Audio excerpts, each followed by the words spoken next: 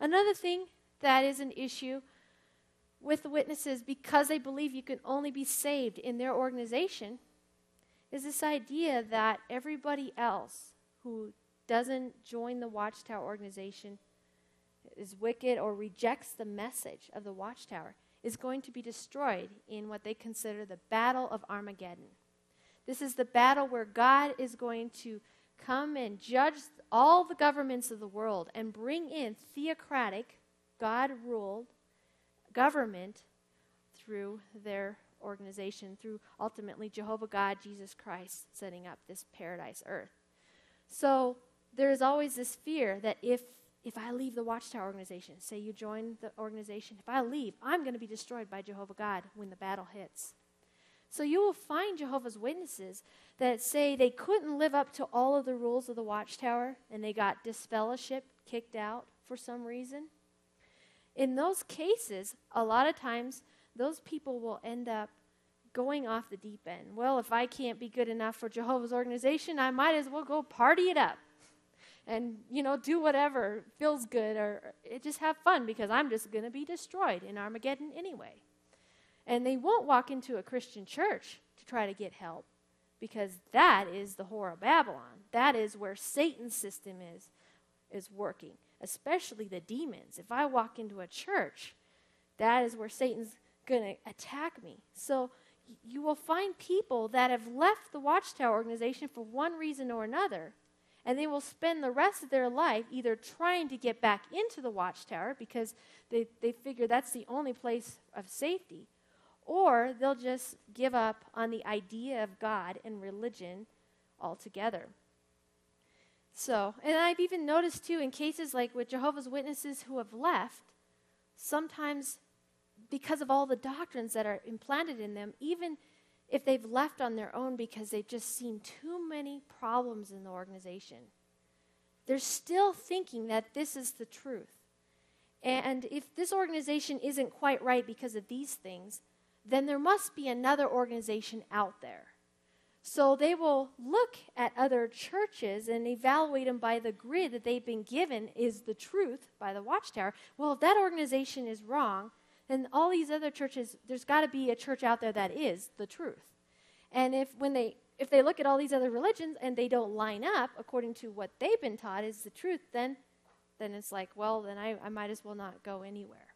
So again, these are the issues that you run into when you're talking to a Jehovah's Witness, and some of the reasons why they stay in spite of all the doctrinal changes over the years, the prophetic failures.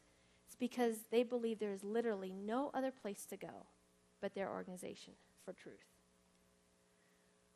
All right, as I was mentioning a little bit ago, the Watchtower is known to have false prophecies. Deuteronomy chapter 18, verses 20 through 22 states that if a person comes and speaks in the name of the Lord, in the name of Jehovah, and says such and such is going to occur at such and such a time, and makes this prediction that something's going to occur, and it doesn't come true, that person is a false prophet. It only takes one false prophecy to make a false prophet. That same passage also describes a prophet who, even if his predictions do come true, but he teaches in the name of other gods. Deuteronomy 13 especially talks about this, saying, let's follow after a different God than the true God. Even that person is a false prophet, even if some of his predictions do come true. When we apply Deuteronomy 18 and Deuteronomy 13, the test of a prophet to the Watchtower organization, we see that it fails miserably. One of the things that they taught in the very beginning, they taught that in 1874, Jesus Christ's presence began on this earth. His presence began, even though he's not physically reigning, all the governments are not under his control, his presence here began. And that by 1914, the world was going to be destroyed in the Battle of Armageddon. That was originally their doctrine. They taught that for 50 years. Eventually, when their prophetic failures failed for 1914, and 1915 and a number of other dates for the Battle of Armageddon, they moved the date for Christ's presence up to 1914. And that is what they currently believe today.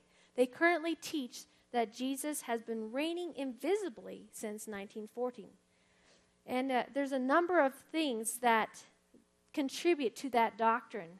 The way they reckon chronology in the Bible, they take certain passages that we believe are speaking of completely different points in history, and they apply that to their organization and to this idea of Christ's presence beginning to reign in 1914. So we're not going to go into all the details on that today, but just so you know, some of the major doctrinal, or I should say prophetic failures they've had over the years. They've, between 1874 and 1914, that period, when that period failed, Christ didn't come back to establish the paradise earth in 1914, they moved it to 1915. And then from 1915 to 1918. And when that failed, to 1925. And when that failed, well, World War II had to bring in the Battle of Armageddon. World War I, 1914 failed, so let's try World War II in the 1940s. That failed. And then eventually, they looked at 1975 and said, well, 1975 will end approximately 6,000 years of human history, according to their chronology. So 1975 would make a reasonable year for Christ to come back and Jehovah God to judge the world in the Battle of Armageddon. That failed. Many Jehovah's Witnesses left in the year 1975 from all these failures. Because in 1975, too, they were telling them to literally drop out of school, sell their houses, and just go door to door because you have such little time remaining. So if you're not out there really serving Jehovah God, Jehovah's going to see that you're not worthy for his approval at that time, and you might be destroyed in the Battle of Armageddon. And then one other prophetic failure they had recently was in 1994. They had taught that a generation was referring to 1914 when Christ came back, in their mind, invisibly ruling, that there would be one generation would not pass away. They look at Matthew 24. Generation shall not pass away till all these things occur. And so they said, well, that must be talking about the generation of 1914. So they said, well, first they stretched the generation was like 40 years. Well, that failed. And then they stretched it out. Well, maybe it's talking about, the people weren't necessarily old enough in 1914 to really be cognizant of details. Maybe we're talking about babies. So they tried to stretch it out as far as they could, and eventually the 80-year time frame was up. And so in 1994, they had to come up with a new revision of that prophetic failure. And their new revision was, in 1995, announced in the Watchtowers of November, that, well, we're going to take a generation figuratively, not literal anymore, and just figure that the end could come at any time. So, and they changed a number of things at that time as well. That one, the 1994 one, isn't as well known as like 1975 and some of these other dates because they were just speculating on a generation length. But that was about as far as they could push it out from 1914 and without coming up with a revision of what a generation is. So those are some of the prophetic changes they've had over the years, and one of the reasons why you'll find some Jehovah's Witnesses have left over these prophetic failures, and rightly so when you look at what Deuteronomy says. One false prophecy makes a false prophet.